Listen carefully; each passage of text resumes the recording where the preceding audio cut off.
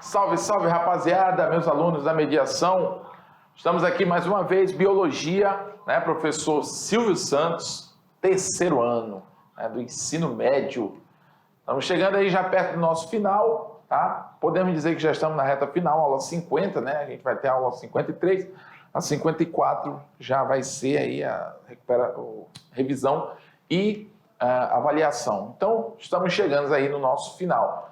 E dentro ainda de ecologia, falamos aí dessa relação do homem com a natureza. Afinal de contas, a ecologia é a relação entre os seres vivos, né, dentro do meio ambiente aqui no planeta, de uma forma geral, tá bom? E essa nossa relação com a natureza é muito importante a gente entender, porque nós somos os animais racionais que existem no mundo. Então, dentro da nossa prepotência, nós, o ser humano, nos achamos aí, pelo fato de sermos detentores dessa característica, né, do raciocínio, nós achamos aí que nós podemos tudo, né? Mas muitas vezes algumas ações nossas acabam prejudicando o próprio meio onde a gente vive, né? Como, por exemplo, é uma coisa absurda, o homem ele polui a água indiscriminadamente, né? E precisa da água para sobreviver. Então é esquisito isso, né? A gente polui algo que a gente necessita, que é vital para a gente. Então a gente mesmo põe em risco o nosso meio de vida, né? Aquilo que é essencial. Então, não só a questão da água, as próprias queimadas, enfim, algumas coisas que a gente promove, né, que acabam causando prejuízo para a nossa natureza. Agora, é claro que a gente também precisa levar em consideração que nós precisamos sobreviver. Nós somos animais e também estamos aí encaixados, digamos assim, dentro da questão da lei da sobrevivência, tá? Mas, infelizmente, a nossa espécie, ela é uma espécie, posso dizer, autodestrutiva, né? Com as suas ações. Muitas vezes, falta de raciocínio acaba sendo a grande causa aí da destruição do nosso planeta, né? Haja vista que a nossa presença aqui é o que faz o planeta não funcionar da forma que ele deveria funcionar caso nós não estivéssemos aqui, entendeu? Então vamos lá, vamos falar dessa relação sobre homem e natureza. Joga na tela. Hoje nós vamos falar de algo que nós já ouvimos falar muito, né?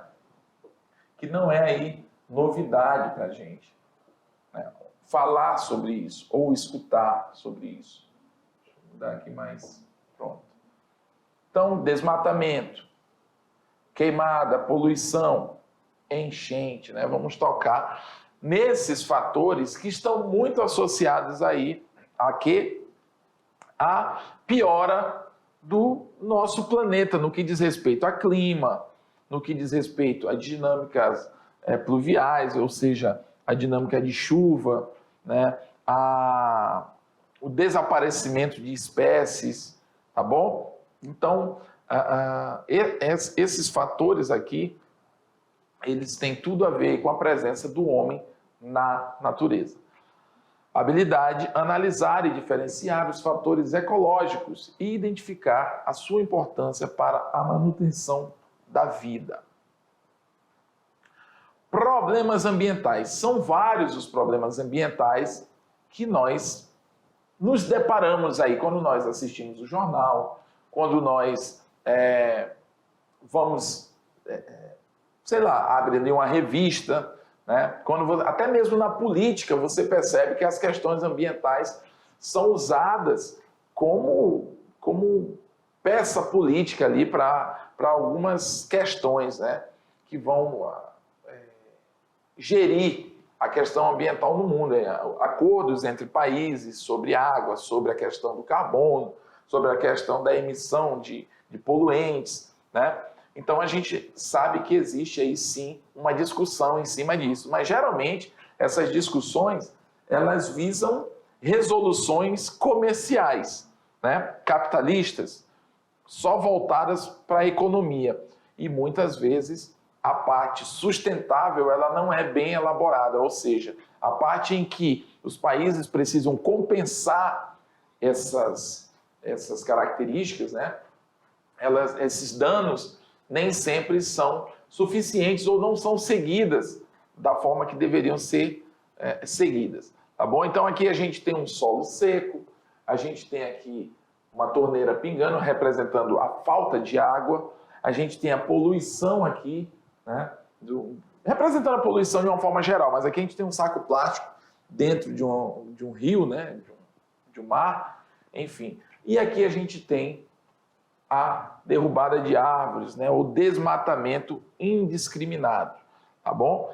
Então, tudo isso vai afetar não só a questão do clima, não só a questão da qualidade, né, do nosso planeta, mas também a própria vida vai ser ameaçada, a vida das espécies nativas de uma determinada região, das espécies aquáticas, das espécies da nossa flora, né, da nossa fauna, aliás, até mesmo da flora também, né? No caso aqui do desmatamento, diretamente a flora. Então, o que é que a gente vai fazer?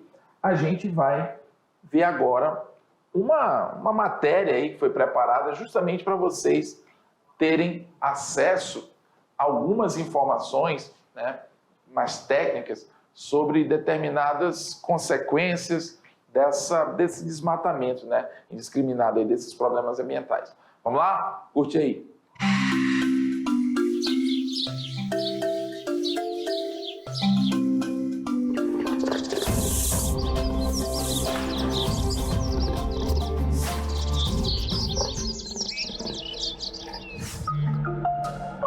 A fauna da floresta amazônica tem uma riqueza incalculável, sendo reconhecidas milhares de espécies de animais. Nos rios que cortam a Amazônia, podemos encontrar o peixe-boi da Amazônia e o boto cor-de-rosa, por exemplo. Vários peixes são encontrados nessas águas, como o pirarucu, a piranha, a enguia elétrica, a raia e o candiru. Também os jacarés, as serpentes como a sucuri, várias espécies de sapos. E na Terra, os primatas também merecem destaque quando o assunto é a fauna da floresta amazônica. Ainda temos as cotias, pacas e a imponente onça-pintada, e uma grande variedade de aves, como tucanos, araras e o galo da serra, além dos insetos. Toda essa biodiversidade se torna uma complexa e rica cadeia alimentar. Mas com as queimadas e desmatamentos, sem o seu habitat natural, esses animais têm sofrido sem alimentos e muitos não resistem, acabam morrendo, chegando a quase a sua extinção. Em relação, gente, ao desmatamento muito acentuado, inclusive, que tem aumentado nesses 2 últimos anos no nosso estado, e as queimadas, o grupo de animais que mais sofre, que mais perde vida ou que sofre injúria mesmo, é o grupo dos animais que vivem nas árvores. A gente tem um termo para isso, um termo científico, são os animais arborícolas. Dentre eles, principalmente os primatas, né, mas não só os primatas, a gente tem vários marsupiais, roedores que vivem na copa das árvores. Né, esquilos, enfim, vários outros animais. Esses animais, justamente por viverem só nas árvores, se você cortar ou queimá-la, não tem como sobreviver. Aqui em Rondônia, a gente tem 2 espécies de primatas que são endêmicas do estado, ou seja, que só ocorrem aqui no estado, e as 2 se encontram na categoria vulnerável à extinção, tanto pela lista nacional, né, do MMA, nossa lista vermelha nacional, quanto pela a lista internacional da IUCN. E por que elas se encontram em estado de vulnerabilidade à extinção? Justamente pela acentuada taxa de desmatamento e grandes focos, né, de queimada. Ambas as espécies ocorrem em toda a região central do estado, a leste do Rio Madeira, a oeste do Rio Machado de Paraná e a norte da Serra dos Pacás Novos, nessa região central, que a gente sabe que ela é cortada no sentido sudeste a noroeste pela BR-364, e se vocês entrarem no Google Earth, vocês vão ver a imagem de satélite do nosso estado, que é uma imensa espinha de peixe, né, atravessando nesse sentido diagonal, sudeste e noroeste do nosso estado, que faz com que, na verdade, a gente só tenha 2 blocos de florestas remanescentes. O bloco aqui é sudoeste, na região de Guajará-Mirim, Costa Marques, que a gente tem um mosaico de unidades de conservação ali, e um pequeno remanescente um pouco mais íntegro também no extremo nordeste, próximo da divisa com o estado do Amazonas e do Mato Grosso. A professora bióloga Malu fala sobre alguns dos animais da nossa região que estão sendo impactados pelas queimadas e desmatamentos na floresta amazônica. O memico rondoni, que o nome já diz tudo, né? Ele recebeu esse nome em homenagem ao Marechal Cândido Rondon, né? Ele, por ser também endêmico de Rondônia. E a outra espécie, gente, é o Plectroceros bruneus. Esse nome grande, né, científico, ele é o nome do zog-zog, daquele zog-zog marronzinho que a maioria das pessoas já deve ter visto aqui na parte central do estado. A gente tem outras espécies de zog-zog também, a leste do rio de Paraná, o Machado tem uma outra espécie, abaixo do Pacás Novos tem outra, na margem esquerda do Madeira a gente tem duas outras, mas aqui abrange a maior parte do estado, que é mais comum e que está vulnerável de extinção, é o Plectroceros bruneus. Em uma compensação das usinas hidrelétricas de Santo Antônio, foi construído no campus da Unir, em Porto Velho, o Centro de Triagem de Animais Silvestres CETAS. Porém, no momento, por questões burocráticas, não está em funcionamento, o que, segundo a professora Malu, é lamentável. Os CETAS, eles foram criados, na verdade, desenvolvidos, toda a ideia dentro do IBAMA, né, financiados pelo Ministério do Meio Ambiente, o MMA, e o objetivo do CETAS é receber, identificar, marcar, recuperar, reabilitar e soltar, a finalidade última é soltar, liberar na natureza de novo, né, animais silvestres que foram apreendidos em operações de fiscalização, que estavam sendo traficados ilegalmente, ou mesmo que sofreram algum acidente e a população, né, levou esse animal para ser recuperado nos CETAS. É muito comum os animais silvestres serem atropelados, eletrocutados,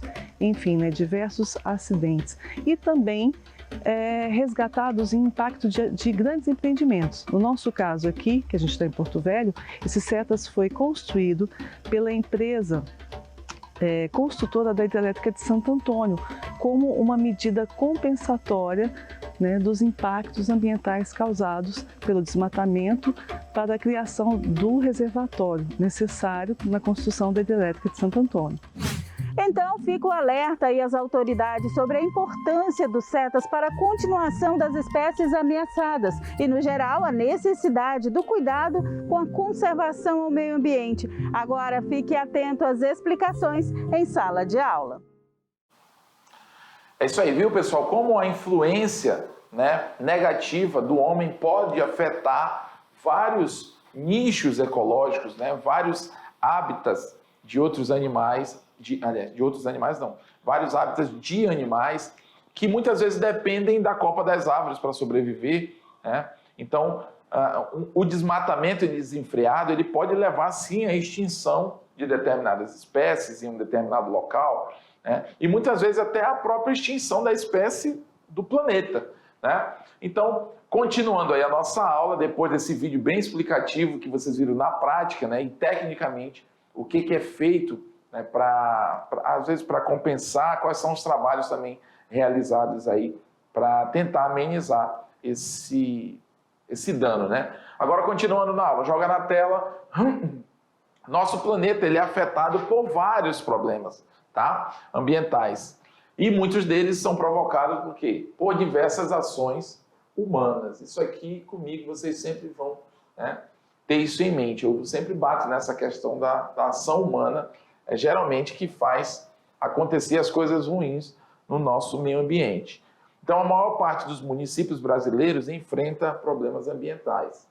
E entre os principais estão as queimadas, desmatamento e assoreamento dos rios, né? Que é aí o acúmulo de sedimentos aí nos rios, mudando assim os fluxos das águas. Isso pode acontecer de forma naturalmente?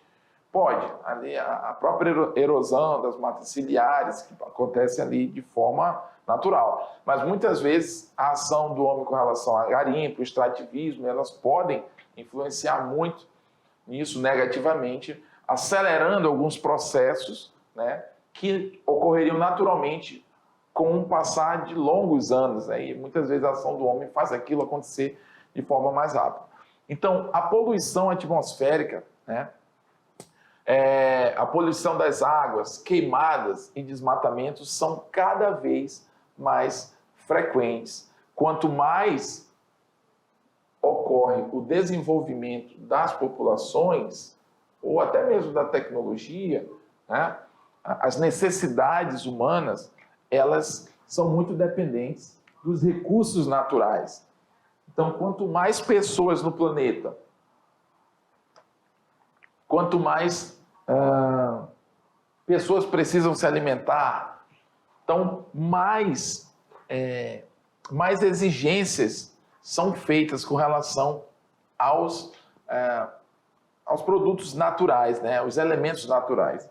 Isso acaba comprometendo e adiantando, que eu acabei de falar, né, mais ou menos, da questão do assoreamento, adiantando, né, mas ou seja, esse processo ele é adiantado quando o homem precisa, né, retirar mais e mais recursos naturais para atender uma demanda de taxa de nascimento, né, elevada no planeta, descontrole, né, neonatal, para enriquecer economias com a extração de mais elementos químicos para fabricação de mais produtos tecnológicos, a produção o uso de agrotóxicos, por exemplo, para produzir cada vez mais alimentos, né, em maior quantidade, enfim, tudo isso, né, vai levar, de alguma forma, a ação do homem de forma negativa no planeta.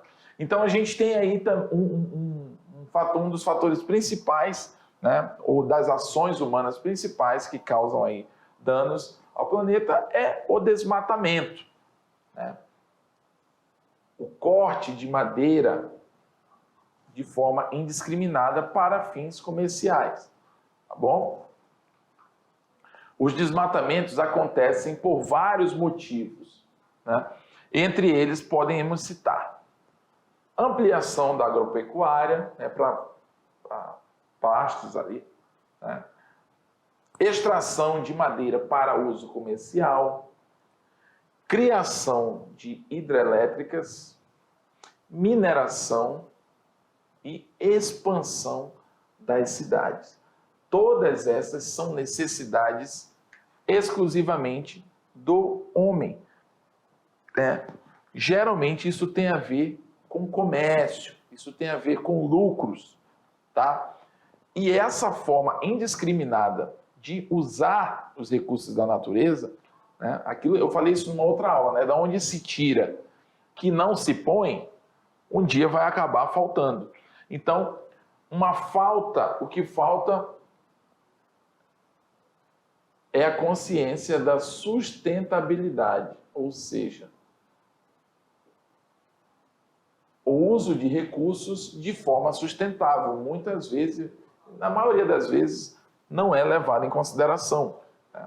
Ou seja, é você compensar de alguma forma aquele dano que você está causando, replantando, né? Fazendo aí revezamento de determinadas áreas de produções, né? Aí existem as várias técnicas que lá na matéria de NBAZ você pode estar vendo com o professor Jefferson também, né? Assim, se aprofundando mais. Eu creio que dentro do conteúdo da NBAZ você vai se deparar muito com essas questões aqui. Bom, então o desmatamento ele prejudica o ecossistema de diferentes maneiras, provocando erosões, né, que são ali desmoronamento das margens dos rios, agravamento dos processos de desertificação, né, ressecamento de solo, alterações no regime de chuva, redução da biodiversidade e assoreamento dos rios. Tudo isso, quando você queima, né, quando você não é nem queimar, quando você desmata uma determinada região, vai influenciar até mesmo no fluxo das águas, a lixiviação, né? O sentido dessa água pode ganhar novos rumos, alterando assim o nicho ecológico de várias espécies, entendeu? A falta de árvores numa determinada região vai vai alterar na questão climática, porque quem é que vai tirar o carbono daquela região? Geralmente são as plantas, elas que assimilam, né, o carbono de uma região. O carbono ele segura a temperatura no ambiente. Então, quanto mais carbono, o gás carbônico, que é a forma como o carbono está na atmosfera, quanto mais gás carbônico na atmosfera, mais calor vai fazer, entendeu? Então, uma coisa vai puxando a outra. O índice de desmatamento em nosso território é tão alarmante que chega a pontuar proporcionalmente o Brasil como o segundo país atrás apenas da China, com maiores áreas devastadas em todo o mundo, tá? Nós somos o segundo do mundo em devastação da fauna, da flora nativa, né? E nós somos detentores aí da Amazônia. Quando eu digo somos detentores, não que nós sejamos os donos da Amazônia. A gente não é dono da Amazônia, mas está no nosso país sob os nossos, digamos assim, as nossas legislações, os nossos cuidados. Grande parte da Amazônia, né? Não, a Amazônia legal não é só no Brasil, mas a maior parte da Amazônia está no Brasil, mas ela está também por outros países aí da América Latina, tá bom? Ela se distribui, tá? Mas a nossa forma de cuidar do que está no nosso território é que muitas vezes é falha ou sujeita aí a muitas, como é que eu vou dizer, muitas brechas para que acabam não punindo de forma correta aquelas pessoas que infringem determinadas leis, tá bom? Então, o Brasil é o segundo país atrás exatamente de quem? Da China, né? Que é um dos maiores países produtores aí de produtos manufaturados do mundo, tá? Então, aqui, ó, nós temos árvores centenárias, né, regiões que são muito exploradas. Você percebe aqui que tem um fiscal, né, do IBAMA, provavelmente é um fiscal do IBAMA, um fiscal florestal. Ele está aqui, com certeza eles estão autuando alguém, né, que está derrubando árvores sem um determinado certificado, que não seguem um determinado protocolo, né, e isso faz com que o desmatamento no Brasil só piore. Cerca de 7,3 milhões de hectares de florestas são destruídos a cada ano, né? 7,3 destruídos a cada ano, principalmente nos trópicos, tá? Florestas tropicais costumavam cobrir cerca de 15% da área terrestre do planeta. Atualmente elas cobrem de 6% a 7%. Então nós temos aí, em média, uma perca de 7%, vamos arredondar assim, né? 7,5%. Tá? Ou seja, o que antes cobria 15% do planeta, agora só cobre 6% a 7%. Então, grande parte do que sobrou foi o quê? Degradado pela derrubada de árvores ou queimadas, né? Então, são dados tristes e interessantes para que a gente, né, saiba dessas informações e para poder debater sobre isso, sobre a questão das derrubadas aí de árvores. Outro ponto, né, muito que tem tudo a ver aí com o homem, com a espécie homem no ambiente, a influência negativa, queimadas, né? Essas regiões de queimadas causam não só a questão da devastação no local ali, né, a perda de animais, ou a morte de animais, a extinção de animais, a influência nos nichos ecológicos, causam também a questão das queimadas, vão ali liberar gás carbônico no ambiente, influenciando aí no clima, né, retirando a umidade, influenciando aí nos fatores pluviométricos, aí, ou seja, na quantidade de chuva num determinado local. Então, para vocês verem como isso é muito sério, né? Então, as queimadas são geralmente utilizadas para limpar uma determinada área, renovar as pastagens e facilitar a colheita de produtos como a cana-de-açúcar. Essa prática pode ser prejudicial para o ecossistema, pois aumenta os riscos de quê? De erosão, mata micro-organismos que vivem no solo, ou seja, aquele solo vai ser empobrecido, né, para outras funções, né, para outros tipos de atividade, retira os nutrientes, causa poluição atmosférica. Então, como eu falei, além dela denegrir a própria floresta em si, ela vai prejudicar o solo, ela vai prejudicar o solo fisicamente falando, né, com a questão das erosões, vai prejudicar o solo na riqueza de nutrientes, tá? Porque ele vai tirar desse solo os nutrientes, ele vai, vamos dizer assim, desnaturar esses nutrientes devido à alta temperatura. A queimada mata os micro-organismos que estão ali para fazer determinadas ciclagens, participam aí de ciclos, muitas vezes de determinados elementos químicos que estão na natureza, causando também poluição atmosférica através da fumaça que eu acabei de falar, né? Então, as queimadas são destruidoras de uma forma, digamos assim, imensurável, né? Que não tem como você mensurar o quanto de perda aconteceu em um determinado local onde que sofreu uma determinada queimada. O que você pode dizer é que várias espécies estão sendo afetadas ali. Quando eu falo de várias espécies, pessoal, pode deixar eu aqui na tela, por favor. Quando eu falo de várias espécies, eu não estou falando só das espécies de animais de mamíferos, que tem gente, ou de répteis. Tem gente que pensa que é só a questão sei lá, da onça, da anta, desses animais de grande porte, né? As cobras, que são répteis, né? Enfim, eu estou falando de uma comunidade de pequenos invertebrados, eu estou falando de insetos, eu estou falando de lagartos.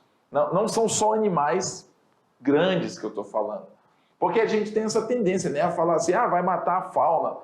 Aí aparece lá uma ave morta, pronto. É só a ave ou animais maiores que sofrem com isso. Não. A gente está falando de micro-organismos, a gente está falando de fungo, a gente está falando de determinadas bactérias, a gente está falando de uma gama de seres vivos que, de repente, viviam nesses ambientes. Mas com alta temperatura, todos eles vão embora ou morrem. E o que acontece? O próprio solo fica impossibilitado de, durante um certo tempo, ele fica impossibilitado de quê? De repor essa vida, porque até o próprio solo, que é onde tem os nutrientes que permitem o crescimento de uma árvore, de novas plantas, ele está tão ressecado, tão erosivo, que ele não tem nutrientes, mataram os nutrientes dele, foram perdidos, né? Foram dissipados aí com a temperatura do fogo.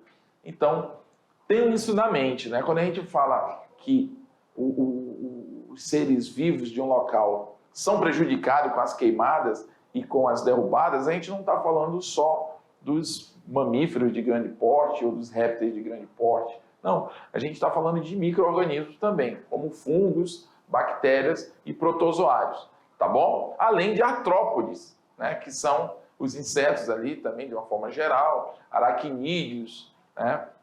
Enfim, uma gama de animais, tá bom? Não esquece isso, né? Eles também são seres vivos. Vamos lá, voltando aí para a nossa imagem. Então você percebe aqui um fogo, né? Bem quente mesmo, assim, bem tomando conta aí da situação. Então esse cenário, além da devastação, você percebe o quê? A grande assim, injeção de gás carbônico, né? Ou seja, injeção no sentido assim, de estar emanando muito gás carbônico para a atmosfera nesse momento aqui. Tá? De acordo com ambientalistas na Amazônia, uma área de aproximadamente 50 mil quilômetros quadrados é atingida por queimadas em períodos de um ano, ou seja, todo ano uma área equivalente a 50 mil quilômetros quadrados sofre queimadas, né? A gente perde aí para as queimadas 50 mil quilômetros quadrados de Amazônia por ano, né? Isso é muito sério. Por causa disso, ocorre o quê? Como eu falei, empobrecimento do solo, acelerando o processo de desertificação, ou seja, se não tem nutriente, quem é que vai vir atrás desse solo? em termos de seres vivos, micro-organismos, outros animais. Ele vai ficar um solo que não serve para nada, um solo vazio. Por exemplo, então, sem condições para a vida, um processo de desertificação. A fumaça liberada, além de causar problemas à saúde, ela também contribui para o aquecimento do planeta. Aquela situação que eu falei ainda agora do gás carbônico, tá bom? Ilhas de calor é um fenômeno climático que ocorre principalmente nas cidades com elevado grau de urbanização, né? Nessas cidades, a temperatura média costuma ser mais elevada do que nas regiões rurais próximas. Pouca quantidade de verde, né? E alto índice de poluição atmosférica favorecem a elevação da temperatura. Então, se tem pouca quantidade de verde, sempre faz essa ligação, pessoal. Pouca quantidade de verde quer dizer o quê? CO2 no ar. Se tem CO2 no ar, tem maior o quê? Aquecimento. Alto índice de poluição atmosférica.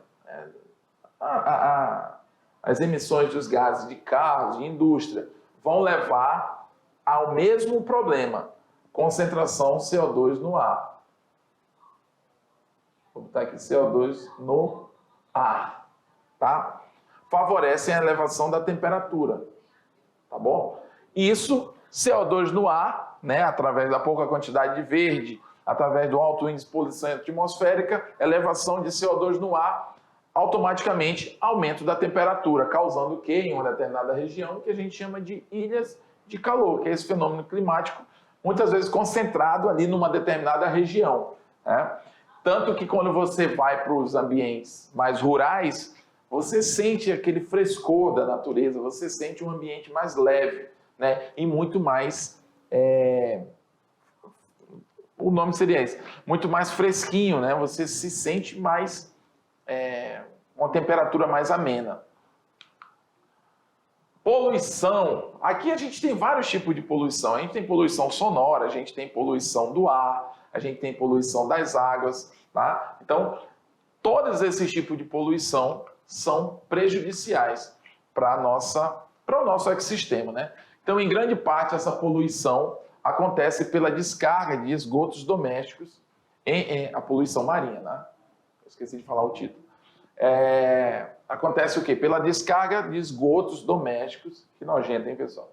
E industriais, por meio de emissários submarinos, ou seja, aquela sujeira industrial, doméstica, em alguns locais, eles canalizam isso para o mar. Ou seja, aquilo que eu falei, né? O homem, ele precisa do ambiente e ele mesmo destrói o ambiente. Isso é uma coisa... paradoxal isso, né?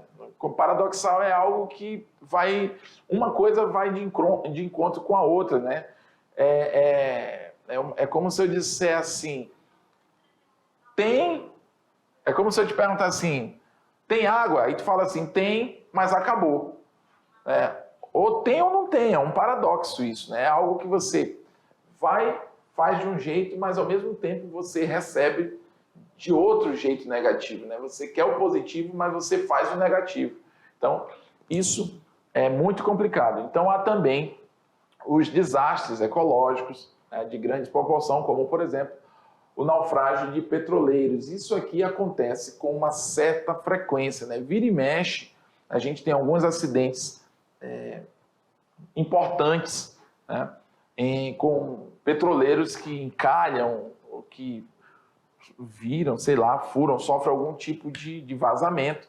E esse óleo é despejado aí no mar de forma, claro, não proposital, né? Mas acontece, e isso prejudica muitas vidas marinhas, porque o óleo ele forma ali uma camada isolante, né, na superfície da água, impedindo aí os processos de aeração da água através aí da fotossíntese e respiração dos animais aquáticos também. Então, isso é muito triste. Esse tipo de poluição causa perda da biodiversidade, né? Como, por exemplo, espécies de corais que são mais frágeis, né? Elas acabam aí sofrendo com tudo isso. Você vê aqui um crustáceo, né? Caranguejo todo melado de óleo. Poluição do ar, poluição marinha, né? Essa aqui é do ar e do solo. A poluição do ar e do solo é causada, na maioria dos casos, por indústrias, agroindústrias e por automóveis. Os agentes de poluição chegam ao ar e ao solo através de emissões atmosféricas das indústrias, resíduos industriais, disposição inadequada de resíduos como o lixo, ou seja, o destino inadequado desses lixos fazem com que eles se acumulem de forma indiscriminada em determinados locais. Isso aí gera uma poluição do solo, né? O uso de produtos aerossóis, né, contribui para o acúmulo de poluição atmosférica, né, esse gás que age aí nos aerossóis. O solo pode ser contaminado pelo uso indiscriminado de herbicidas e pesticidas, ou seja, você usa para um determinado fim, mas você acaba prejudicando o solo, né? Poluição das águas. A poluição de rios, lagos e represas representa uma grande preocupação ambiental.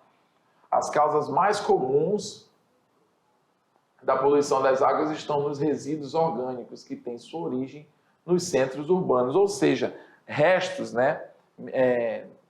Restos orgânicos aí que a gente elimina. O mais grave disso é que esses recursos hídricos são necessários para o abastecimento das populações, ou seja, as pessoas acabam perdendo água potável, né? Então, o que é água potável, pessoal? É aquela água boa para o consumo. Então, nós temos... professor, mas nós temos muita água no planeta. Nós temos, mas a maioria da água que a gente tem no planeta é água salgada. Então, não adianta, né? Você tem que se cuidar dos nossos lagos e rios, porque você precisa da água doce.